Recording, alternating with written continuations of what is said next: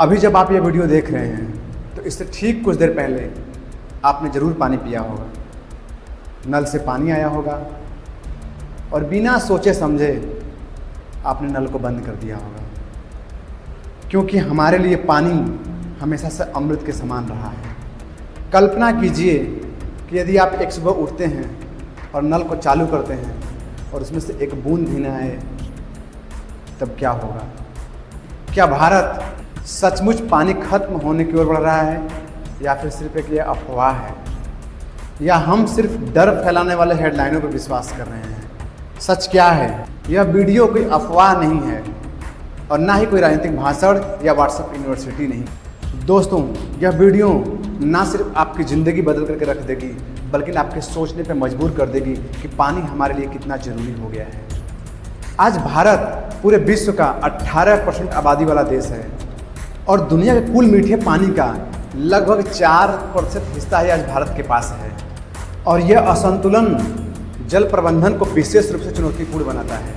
साथियों, आज भारत में हर साल सिर्फ पानी की वजह से 2 लाख से ज़्यादा मौतें होती हैं और यहीं से शुरू होती है भारत के सबसे बड़े संकटों में से एक की कहानी। एक तरफ भारत में हर साल बाढ़ आती है तो दूसरी तरफ लाखों लोग पानी के लिए कई किलोमीटर तक पैदल चलते हैं। एक तरफ बाढ़ से कई शहर डूब जाते हैं तो दूसरी तरफ कई शहर बूंद के लिए भी तरस जाते हैं। क्या इसकी वजह सिर्फ जनसंख्या है या कारण इससे भी ज़्यादा कहीं भयानक है? क्योंकि पानी सिर्फ एक संसाधन नहीं है, पानी हमेशा से भारत के लिए अमृत समान रहा है। आइए देखते हैं इस वीडियो में। नमस्कार दोस्तों, जल की समस्याओं को समझने के लिए हमें सबसे पहले प्राचीन में चलना होगा। प्राचीन और मध्यकालीन भारत में कई बार भारी जल की कमी दर्ज की गई है। सन 1876 सन 1877 इसे ग्रेट फेमिन कहा जाता है, यानी हिंदी में इसे महाकाल कहा जाता है। दोस्तों, इस साल भारत में सबसे ज़्यादा पानी की कमी दर्ज की गई, जिससे लाखों लोगों की मौत और भारी मात्रा में फसल बर्बाद हो गई। फिर 1899 से लेकर के 1900 के बीच में इस वर्ष भारतीय इतिहास में सबसे ज़्यादा भीषण गर्मी मौसम और जल सूखे के रूप में इसे दर्ज किया गया। वर्ष 1987 दक्षिण पश्चिम मानसून की भारी असफलता के कारण देश के 2/3 हिस्से में 20वीं सदी के सबसे खराब जल व कृषि संकट पैदा हुआ, जिसके समाधान के लिए सितंबर 1987 में पहली बार राष्ट्रीय जल नीति अपनाई गई। वर्ष 1947 में प्रति व्यक्ति पानी की उपलब्धता लगभग 6042 घनमीटर थी और 2021 के आकलन के अनुसार प्रति व्यक्ति उपलब्धता 1486 घनमीटर रह गई और 2031 आते आते यही प्रति व्यक्ति घनमीटर लगभग 1367 हो जाएगा।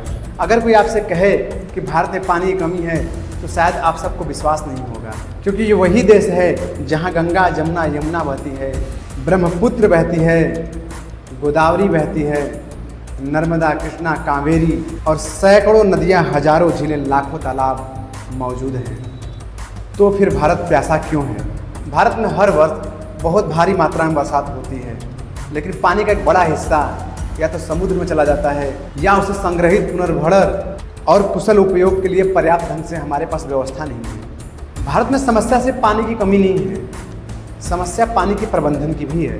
पिछले कुछ दशकों से भारत की आबादी बढ़ी, शहर बढ़े, उद्योग बढ़े और पानी की डिमांड धीरे धीरे कई गुना ज़्यादा बढ़ गई। जब पानी की पूर्ति के लिए नदियाँ, झीलें और तालाब पर्याप्त नहीं पड़ी तो भारत धीरे धीरे भूजल की ओर चलने लगा। आज भारत दुनिया में भूजल का सबसे बड़ा उपयोग करता है।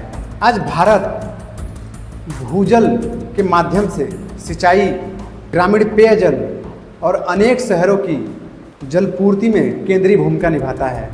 अगर हम बैंक से प्रतिदिन पैसा निकालें और उसमें जमा ही न करें तो क्या होगा? और ठीक यही हम अपने भूजल के साथ कर रहे हैं। एक सरकारी संस्थान केंद्रीय ग्राउंड वाटर ब्यूरो व नीति आयोग के अनुसार देश के अनेक क्षेत्रों में भूजल का स्तर बहुत तेज़ी से बढ़ रहा है। कई तालाब, कुआं सूख गए और भारत की लगभग 60 करोड़ आबादी गंभीर जल संकट का सामना कर रही है। लेकिन क्या इस संकट की सबसे बड़ी वजह सिर्फ जनसंख्या है, या हमारी खेती, हमारे शहर, या हमारी रोज़मर्रा की आदतें? अगर मैं यदि आपसे पूछूं कि भारत की सबसे बड़ी नदी कौन सी है तो शायद आप कहेंगे गंगा। और अगर यदि मैं आपसे पूछूं कि भारत का सबसे बड़ा जल भंडार कहाँ पे है, तो शायद आपके पास इसका जवाब नहीं होगा, क्योंकि यह आपके आंखों के सामने नहीं है, वह धरती के नीचे है। साथियों, जब बरसात होती है तो पानी का एक हिस्सा धीरे धीरे मिट्टी में समा जाता है। वर्षों, दशकों और कभी कभी सदियों में यही पानी भूमिगत जल भृतों यानी एक्वाफर्स में जाके जमा होता है, जिसे हम भूजल कहते हैं। और आज भारत के करोड़ों लोग भूजल पर निर्भर हैं। हमारी खेती का बड़ा हिस्सा भूजल से सिंचित होता है और कई शहर अपनी ज़रूरत का बड़ा भाग भूजल पर निर्भर हैं। CGWB और नीति आयोग के अनुसार भारत में कुल ताजे पानी का लगभग 80% पानी अकेले कृषि की सिंचाई में खर्च हो जाता है। सन 1960 के दशक में भारत में जब हरित क्रांति आई तो उस समय भारत के पास केवल एक ही ऑप्शन था कि ज़्यादा से ज़्यादा खाद्यान्नों को अपने बढ़ावा दिया जाए। उस समय कृषि को क्रांति रूप देने के लिए लाखों नए ट्यूबवेल लगवाए गए, जिसकी वजह से भारत को खाद्यान्न उत्पादन में नई ऊंचाइयों तक पहुंचाया। भारत में ट्यूबवेल, डीजल पंप और बोरवेल ने भूमिगत जल निकालना पहले से कहीं ज़्यादा आसान बना दिया। यहीं से भारत में जल समस्या की शुरुआत भी शायद बहुत तेजी से होने लगी। समस्या पानी निकालने में नहीं थी, पानी बहुत तेजी से निकालने में थी, और उतनी ही तेजी से प्रकृति उसे वापस भर पाती, ये पॉसिबल नहीं था। CGWB और नीति आयोग के अनुसार आज भारत के अधिकांश राज्य और महानगर पानी की गंभीर समस्या से जूझ रहे हैं, जिनमें पंजाब, हरियाणा और राजस्थान में भूजल का स्तर खतरनाक रूप से गिर चुका है। आज भारत में 256 जिले अत्यधिक जल तनाव की श्रेणी में हैं और देश के 370 ब्लॉक पूरे तरीके से पानी की समस्या को लेकर बर्बादी के कगार पे हैं। साथियों, पूरे भारत में लगभग 6.5 लाख गांव हैं। सरकार के अनुसार पूरे गांव में पानी की स्थिति शून्य तो नहीं है, लेकिन अकेले कर्नाटक में लगभग 7,000 से अधिक गांवों और वार्डों में पानी की गंभीर समस्या झेल रही है। गर्मियों में एक समय में राज्य के 20 जिलों में 324 गांवों में पानी पूरी तरह से सूखने के कारण टैंकरों व प्राइवेट बोरवेल से पानी की सप्लाई करनी पड़ी थी। दोस्तों, आज सवाल यह नहीं कि आज भारत में कितनी नदियां हैं, आज सवाल यह है कि जो नदियां हैं क्या वह पीने योग्य हैं। क्योंकि जैसे जैसे शहर बढ़े, उद्योग भी बढ़ा और वैसे वैसे नदियों पे दबाव बढ़ता चला गया। केंद्रीय प्रदूषण नियंत्रण बोर्ड यानी CPCB के अनुसार भारत के शहरी इलाकों में रोज 72,368 लीटर सीवेज यानी गंदा पानी भारत में रोज पैदा होता है और इसका 72% बिना किसी शुद्धिकरण के देश की नदियों और झीलों में छोड़ दिया जाता है। देश में कहने को तो सीवेज साफ करने की क्षमता मात्रा 31,841 MLD है, मगर उसमें कई प्लांट ठीक से काम ही नहीं करते। हाल ही के दिनों में कई महानगरों, कई जिलों में पानी की समस्या को लेकर के कई गंभीर मामले सामने आए हैं। हाल ही में इंदौर, जिसको मध्य प्रदेश का सबसे स्वच्छ सिटी कहा जाता है, वहां पे दर्जनों लोगों की मृत्यु सिर्फ पानी की वजह से हो गई। पानी की जांच चल रही है अभी भी। छत्तीसगढ़ के कांकेर जिला के माताल कुडुम गांव, वहां का दृश्य आपको सोचने में मजबूर कर देगा पानी मनुष्य के लिए कितना महत्वपूर्ण है। आप ये दृश्य एक बार देखिए।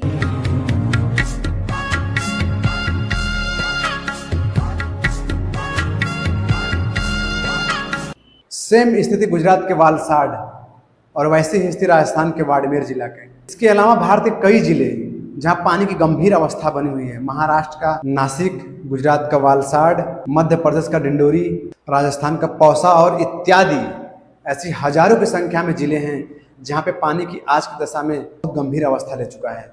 कई जिलों के दृश्य तो ऐसे सामने आए हैं जिनमें आदिवासी महिलाएं जो कि गर्भवती हैं अपना जाल जोखिम में डाल करके कुएं से उतरती हैं और पानी निकल के निकलती हैं। वो दृश्य आपको सोचने में मजबूर कर देगा कि सरकार आज कहाँ कहाँ पे विफलता है। आज हमें कितना ज़्यादा पानी पे काम करने की जरूरत है। आज जब भारत में पानी की कमी की बात होती है तो ज़्यादातर लोग सोचते होंगे कि पानी का एक बड़ा हिस्सा हम अपने घरों में बर्बाद करते हैं। नहीं, पानी का बड़ा हिस्सा लगभग 80% किसानों की सिंचाई में चला जाता है। तो क्या किसान खलनायक हैं? नहीं, किसान खलनायक नहीं, किसान अन्नदाता है जो हमें पानी के बदले अन्न देता है। हम सबको मिल करके सही टाइम आ गया है कि पानी के बारे में हम सोचें, जल के बचाने के बारे में सोचें, कैसे जल का वाटर लेवल बढ़ाया जाए उसके बारे में सोचें।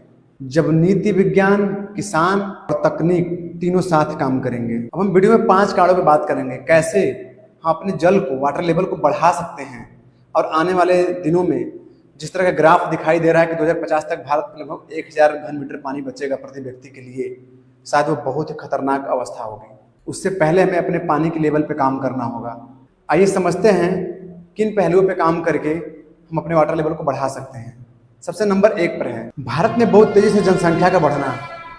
जी हाँ, कहने को तो ये कोई प्रॉब्लम आपको नजर नहीं आ रहा होगा, लेकिन एक बहुत बड़ी प्रॉब्लम है।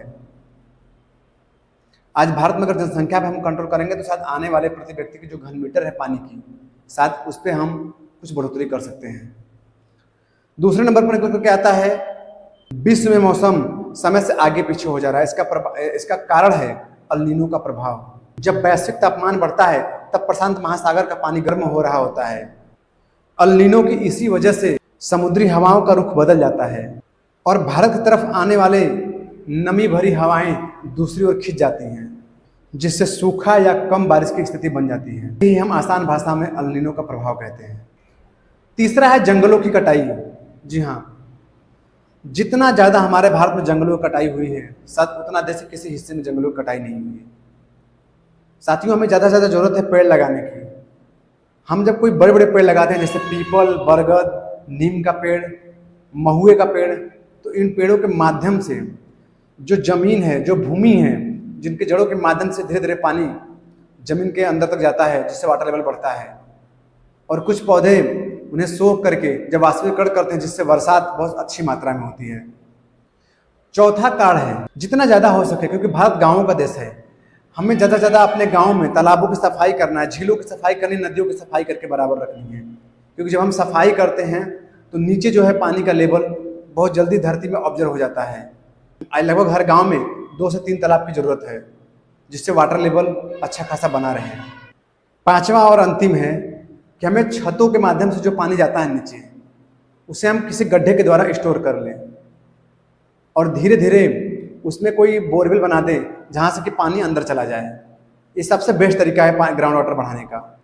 साथियों, पानी को लेकर के हम सबको, पूरे देशवासियों को शायद टाइम आ गया है सोचना चाहिए हम लोगों को, कैसे अपने ग्राउंड वाटर को बढ़ाया जाए। सबसे बड़ी जो मुसीबत इसमें पूरे विश्व में सबसे बड़ी खड़ी हो रही है, वो है जल को लेकर के। आने वाला जब विश्व युद्ध होगा तो शायद पानी को लेकर के होगा, जिसका संकेत शायद हमें आज ही दिख रहा है। भारत में अनेकों जिलों में, अनेकों गाँव में लोग दर दर की जिंदगी जी रहे हैं पानी के बिना। हमें और आपको सोचने की जरूरत है कैसे हम गवर्नमेंट के साथ मिल करके इस पर काम कर सकते हैं। लेकिन उससे भी ज़्यादा जो महत्वपूर्ण है, वो मैं यही संदेश देना चाहूँगा कि जितना ज़्यादा हो सके हम पेड़ लगाएं। जितना ज़्यादा हम पेड़ लगाएंगे साथियों, उतना ही ज़्यादा हमारा ग्राउंड वाटर बढ़ेगा। पेड़ लगाने से 2 फायदे होंगे, एक तो ग्राउंड वाटर बढ़ेगा, दूसरा बरसात अच्छी होगी, तीसरा ऑक्सीजन लेवल अच्छा बना रहेगा। अगर ये मेरी वीडियो आपको पसंद आई हो साथियों, तो वीडियो को शेयर करें और चैनल को सब्सक्राइब जरूर करें। मिलते हैं नेक्स्ट वीडियो में। जय हिंद, जय भारत।